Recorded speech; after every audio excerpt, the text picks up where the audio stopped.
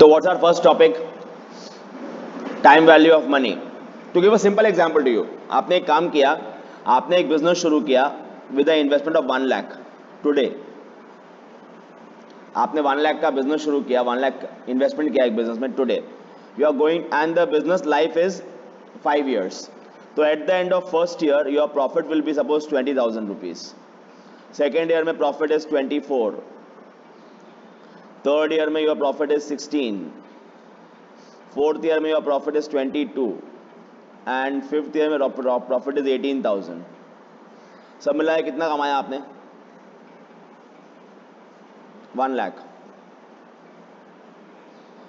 कितना पैसा इन्वेस्ट किया था? 1 लाख. कमाया कितना? 1 lakh. So no profit no loss, है ना? अरे रॉन्ग रे, लॉस. काय को लॉस? अगर तुमको लगता है ना नो प्रॉफिट नो लॉस, तो लाओ मेरे को, तो लाओ, give me 1 lakh rupees, I will give you this return. चलेगा क्या? आज मेरे को, अच्छा, in finance we start numbering with 0, not 1. 0 means today. 0 जब भी मैं लिखूंगा ना 0 आज के बाद, while solving sums, it means what? I'm talking about today. आज की बात कर रहा हूं मैं. When I say year 1, 2, 3, 4, 5, I mean to say end of year 1, end of year 2, end of year 3 and end of year 4 and 5. Are we clear? जब आपको numbers दिखेंगे ना यहाँ पे कोई भी ईयर के लिए, टाइम पीरियड के लिए, टाइम पीरियड के लिए, it is always for the end, not for the start. Am I clear? And when I want to say something about today, I will use the number 0. Clear? ये बात याद रख लो आज के बाद. तो आपने पैसा इन्वेस्ट किया आज टुडे, कितना? 1 लाख इन्वेस्ट किया, और आपने कमाया कितना? इतना कमाया, 1 लाख. तो नॉर्मल पर्सन क्या बोलेगा? Sir no profit no loss. तो ठीक है ना भाई, ऐसा नो प्रॉफिट नो लॉस है तो इतना अच्छा आदमी है तो मेरे को लाओ 1 लाख दे दो, आई will give you this back in 5 years. चलेगा आपको? नहीं सर. क्यों नहीं चलेगा? बताओ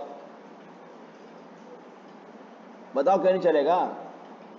क्योंकि सर मैं अगर ये 1 लाख कहीं और इन्वेस्ट करता हूं तो I will earn some returns ना सर. मैं अगर ये बैंक में एफडी भी कर दूं 7% पे, तो every year I will earn 7,000 7,000 7,000. बराबर है कि नहीं है? 7% के लिए. And at the end of year 5 also I will get my 1 lakh back. अरे यस और नो? आप जब एफडी का मेच्योरिटी आएगा तो I will earn how much sir? 1,35,000 in 5 years. बात बराबर है? तो यहाँ तो I am, you are only giving 1 lakh, so I won't give it to you sir. बात बराबर है कि नहीं है? अरे यस और नो? तो डज इट मेक सेंस कि both are equal?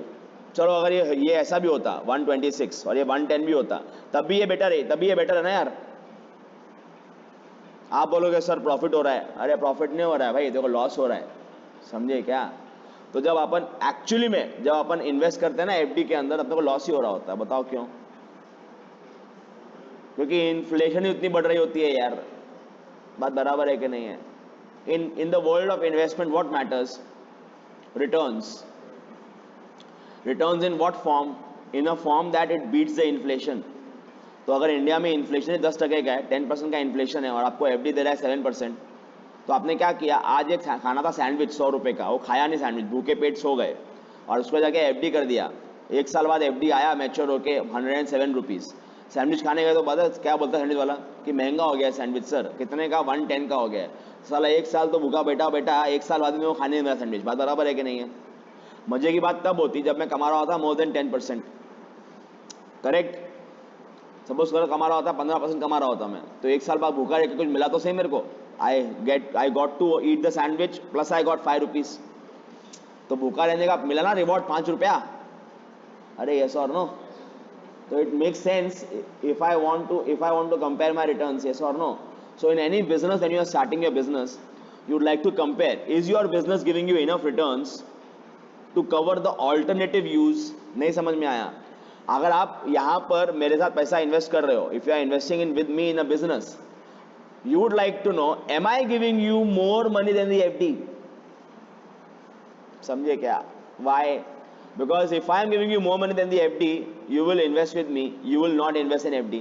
But if I am giving you less money, you will invest in a FD यार. अरे yes or no? तो लाइफ इतना सिंपल है. मैं आपको इतना दे रहा हूँ 1 लाख 30 पहला साल में दे रहा हूँ. I am giving you 30 in the first year, 34 in the third year, second year, 26 here, then 20 here, and then 16 here. The situation is not that simple anymore. Sir, why? अरे timing of the money matters ना. आप बहुत शाणे हो. पता क्या करोगे? जब मैं आपको ये दूंगा ना रिटर्न 1 साल बाद, जाके उसको एफडी कर दोगे. समझे क्या मैं क्या बात कर रहा हूं? तो you will earn money from me and money from FD. अरे यस. अरे बिकॉज मनी इज ऑलवेज री invested, money is never consumed. That is a basic assumption in finance कि whenever you earn money, that money will be reinvested either in some other business or in a FD. समझ में आता है क्या? That means what? Money always has cost यार. Even if it is, suppose करो ये पैसा आपको लॉटरी में लगा था, ये पैसा आपको लॉटरी में लगा था, मैं बोलता था लॉटरी लगी है, तेरे को क्या कॉस्ट है? ना तो कर्जा लेके आया है किसी से, ना डैडी ने वो फंडिंग दिया है, तेरे को तो लॉटरी लगी है ना, तो दे दे मेरे को पैसा. आप दे दोगे क्या? आप फिर भी ये सोचोगे ना कि मैं एफडी में डालूंगा तो मेरे को पैसा मिलेगा, मैं बिजनेस में पैसा मिलेगा, ये सोचोगे ना आप? Will you have that understanding or not? Tell me, am I talking about any rocket science? No, I am talking about simple basic human nature. Correct? तो पैसा भले लॉटरी लगा हो, भले कर्जा लेके आया हो, भले डैडी ने दिया हो, भले किसने भी दिया हो, money always has cost. We call it opportunity cost. What do we call it? Opportunity cost. The cost of next best alternative.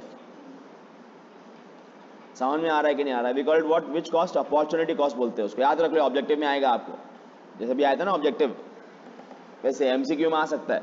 The cost of next best alternative in any investment is called what? Opportunity cost. And money always has which cost? Opportunity cost. Clear with this? तो मेरे example में opportunity cost is 7%. तो don't you think you would like to know am I offering you 7% और not? बात बराबर है कि नहीं है?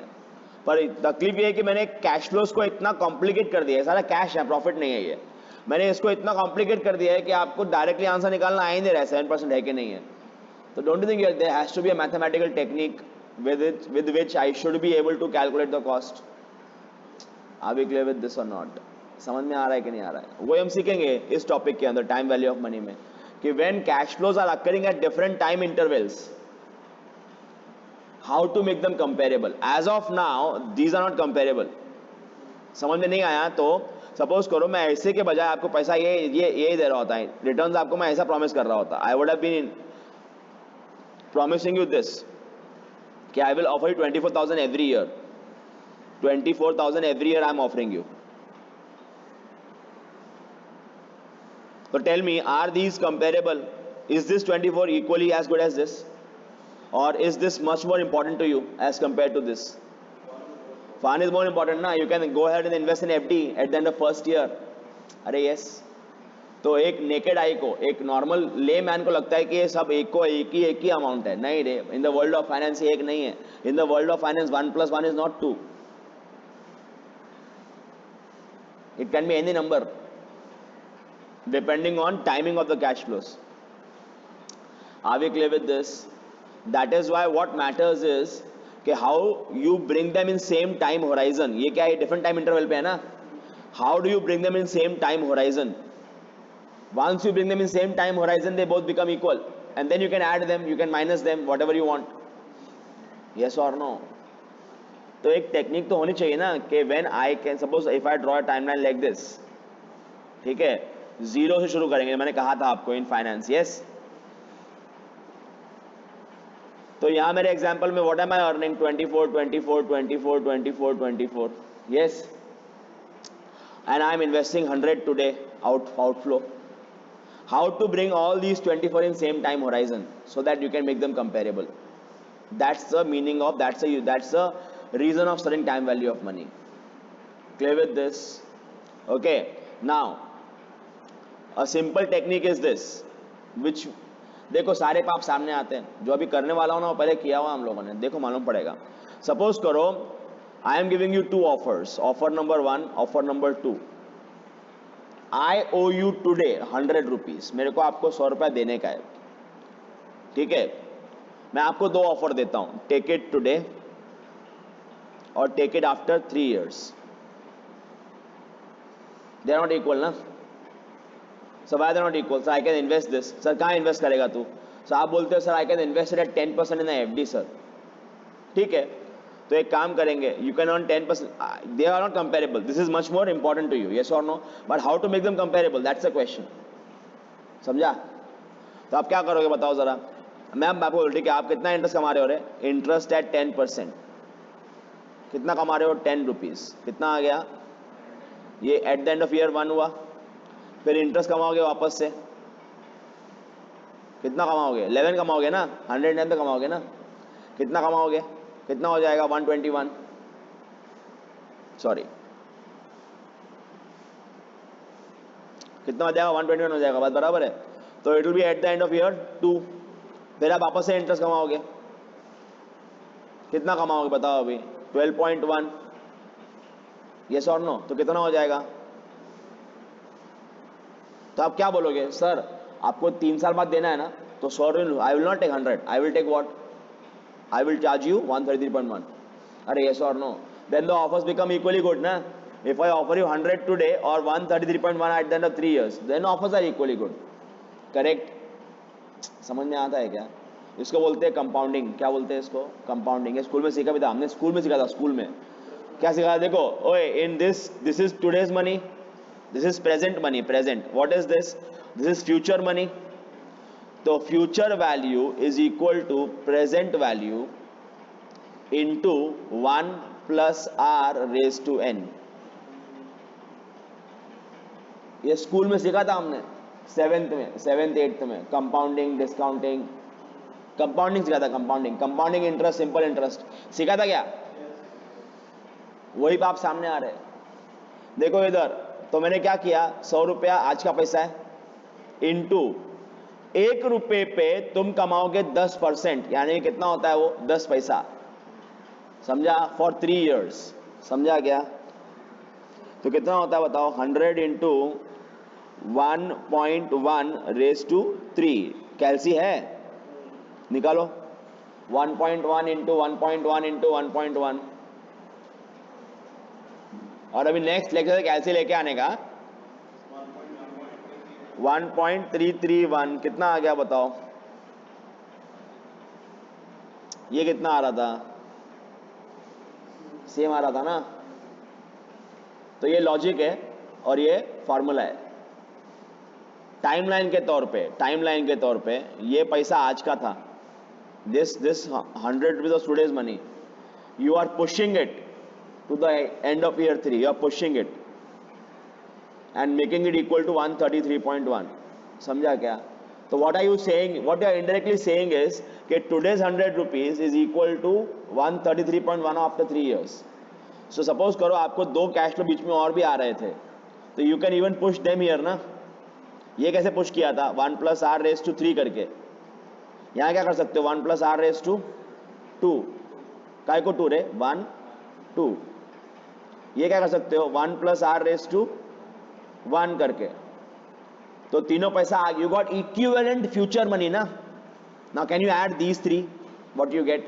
Yes you can, because they are all in equal same time horizon. जैसे आपको यहां मिलने वाले थे 1, सपोज यहां मिलने वाला था आपको 102 रुपया मिलने वाला था बिजनेस से. कोई बिजनेस शुरू किया आपने जिसमें आपको 100 मिलेगा आज, 102 मिलेगा 1 साल बाद, 104 मिलेगा 2 साल बाद. समझ में आ रहा है? और उसको आपको फ्यूचर का निकालना वैल्यू आपको उसका. तो can you add 100 plus this, can you add them? No. But can you add equivalent future money? yes or no? And say that I'll be earning this much after 3 years? Yes, you can. That's the whole technique of time value of money. It brings different monies in different time horizons into same time horizon to make them comparable. Are we clear with this? समझ में आ रहा है क्या? So that is why this topic is very important in the world of finance. Why? Because any investment, the feature is common. आप कहीं पैसा invest करो, FD में करो, बिजनेस में करो, कहीं भी करो, feature is common. What feature रे?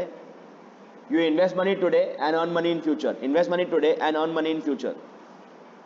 तो time value of money will help you to bring them in same time horizon and make them comparable ना. अरे यस और नो? हम लोग यही पढ़ेंगे नेक्स्ट लेक्चर में. ठीक है, धन्यवाद आज के